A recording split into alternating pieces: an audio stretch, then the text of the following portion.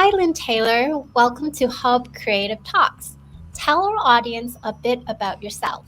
My mother's background is Chippewa and Oneida, and my father is Hungarian. Actually, they both passed away, but I was born and raised in Toronto, but most of my adult life I've been here in Mississauga. I've always been drawn to the lake and the wooded areas of wherever I've lived, just so it brings me that instant peace. Let's talk about your influences in your work. You mentioned your appreciation of nature and growing knowledge of your Indigenous background are your biggest influences. Tell us more about that. I like to paint with bright colors of nature and the earthy brown colors in most of my paintings. My mother wanted to learn more about her own culture, and I kind of joined her for that venture and got to learn and understand, appreciate where I came from. And that's been a big part of my influence. On National Indigenous Peoples Day, you revealed your new utility box installation titled Elements of the Medicine Wheel. Tell us the inspiration behind this new piece. When I was offered to paint that, when I saw it, I instantly saw the four sides and the four directions came to my mind. So it was sort of instant for me, really, because the medicine wheel has the four sides, the four elements to it. And so then I thought I could paint all the colors and the animals and the directions and all the elements that came in it. Along with this utility box installation reveal, you were a part of the LCBO Port Credit Mural project with your latest mural, Creation Story with Sky Woman. Can you tell us more about this piece? The creation story, it has a lot of versions, depending on who's telling it. I tried to keep this painting less specific. It's a story about the beginning of our life on this land. And our land in Canada, I feel, is something that we can be proud of. I feel we need to look after it. The Indigenous people may have been here from the start, but it's up to all the cultures now to look after it from here. What has this experience working with Murals with Mac on these two pieces been like for you?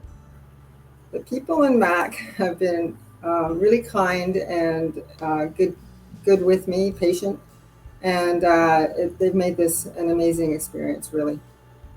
Well, you are so talented, and we're humbled and privileged to be working with you, and your talent should be shared and viewed by so many.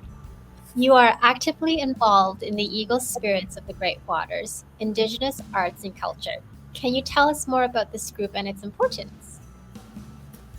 I am one of the co-founders of Eagle Spirits of the Great Waters Indigenous Arts and Cultures, and our goal is to bring more education and understanding to the people here, maybe teach some of the history, so that there's a bridge of understanding between Indigenous and non-Indigenous people.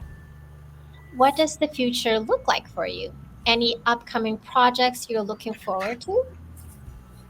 I honestly didn't expect to be for all of this to be happening and to be in public viewing of my paintings, and I really hope to be painting more and just see where this path leads me.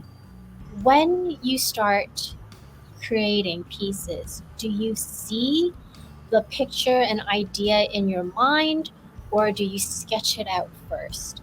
I do a bit of both. I get a general sketch, but for me, it kind of comes along as I'm doing it. So I may start off with an idea and a general idea, and I try to put the places that it needs to be, to fill up the space, and then the rest of it just kind of flows. And I actually wake up dreaming about where I want to put what next. Oh, this can go here. So that's kind of neat. That is very neat. Do you have a motto that you stand by and refer back to? Never say never. I think people like to use that word thinking they'll never do things or get anywhere, and I just think it's if you limit yourself if you keep saying that to yourself. Where can people find you? What is your website? And do you have any social media channels?